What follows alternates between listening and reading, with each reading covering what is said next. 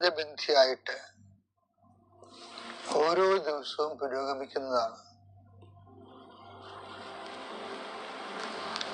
അത് പലപ്പോഴും അനുഭവങ്ങളിലൂടെയാണ് പുരോഗമിക്കുന്നത്. ഓരോ അനുഭവങ്ങളിലും ദൈവത്തിന് എന്തെങ്കിലും കാരണങ്ങൾ ഉണ്ടാവും. ആ അനുഭവത്തിലൂടെ നമ്മളെ കടത്തിവിടുന്നതിലൂടെ ദൈവത്തിന് എന്തെങ്കിലും കാരണങ്ങളുണ്ടാകും. ആ കാരണം ദൈവികമായ കാരണങ്ങളാണെന്ന് പറഞ്ഞുകൊണ്ട് നമ്മൾ ദൈവത്തിന് സമർപ്പിച്ച് കഴിയുമ്പോൾ ആ വിഷയത്തെക്കുറിച്ചുള്ള ഭയം കുറഞ്ഞു വീഴും. ഞാൻ എപ്പോഴും ഓർക്കാറുണ്ടേ, മറിയത്തോട് ദൈവം ആദ്യമേ കാണുമ്പോൾ പറയണത് ഭയപ്പെടേണ്ടതാണ്. എന്നുവെച്ചാൽ ഭയപ്പെട്ടു പോയാൽ എല്ലാം തൊലയും. അതാണ് വിഷയം. ഭയപ്പെടരുത്. പാമ്പ് കടിച്ചു കഴിഞ്ഞാൽ എന്താ പറയണത്? ഭയപ്പെടരുതെന്ന് പറയും. അപ്പൊ ചില ആൾക്കാരൊക്കെ ഈ ഇരുചങ്കന്മാരെയൊക്കെ ഭയപ്പെടത്തില്ല. കഴിഞ്ഞ ദിവസങ്ങളിലൊരു സാക്ഷ്യം ഉണ്ടായിരുന്നു.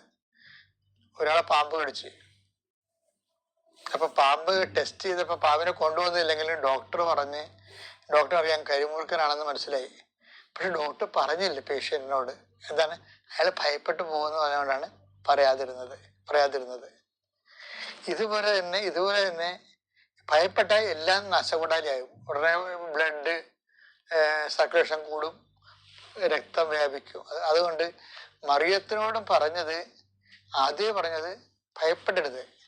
വരാൻ പോകുന്ന സംഭവങ്ങളൊക്കെ കുറച്ച് താങ്ങാൻ പറ്റാത്തതാണ്. പക്ഷെ ഔസേപ്പിതാവിനോട് അങ്ങനെ പറഞ്ഞില്ല, ഭയപ്പെടരുതെന്ന് പറഞ്ഞില്ല. അതുകൊണ്ട് ഔസേപ്പിതാവ് എന്ത് ചെയ്ത്? ഔസേപ്പിതാവ് നോർമലായിട്ട് ഭയപ്പെട്ട്, മാതാവ് ഭയപ്പെട്ടില്ല. കാര്യം അതാണ് ഇത് വ്യത്യാസം വരണത്. ലൂക്ക 1:30 വായിച്ചേ. ദൂതൻ അവളോട് പറഞ്ഞു, മറിയമേ, നീ ഭയപ്പെടേണ്ട. ദൈവസന്നിധിയിൽ നീ കൃപ കണ്ടെത്തിയിരിക്കുന്നു. പക്ഷെ ഇത് വിഷയം എന്ന് വെച്ചാല്, മറിയമേ നീ ഭയപ്പെടേണ്ട എന്ന് വെച്ച് കഴിഞ്ഞാൽ ദൈവമാണ് അവളോട് ഭയപ്പെടേണ്ടെന്ന് പറഞ്ഞിരിക്കുന്ന കാര്യം. ഭയം വരുത്തണ വിഷയങ്ങളാണ് ഇനി സംഭവിക്കാൻ പോണ മുഴുവനും. ഇപ്പൊ ആ ഡോക്ടർ പറഞ്ഞില്ലേ, കരിമൂർഖനം കടിച്ചതെന്ന് ബ്ലഡ് ടെസ്റ്റ് ചെയ്ത് മനസ്സിലായി. പക്ഷെ പേഷ്യന്റിനോട് പറഞ്ഞില്ല. എന്താണ്? അയാൾ പേടിക്കും, ബ്ലഡ് സർക്കുലേഷൻ കൂടും. പക്ഷെ അതിനേക്കാൾ ക്വാളിറ്റി കുറഞ്ഞൊരു കാര്യം, ഭയപ്പെട്ടാലും വലിയ കുഴപ്പമില്ലാത്ത ആവശ്യമില്ലാതെ കടന്നുപോയ വിഷയങ്ങളൊക്കെ ഭയപ്പെട്ടാലും വലിയ കുഴപ്പമൊന്നുമില്ലാത്ത വിഷയങ്ങളാണ്. എന്താ കാര്യം?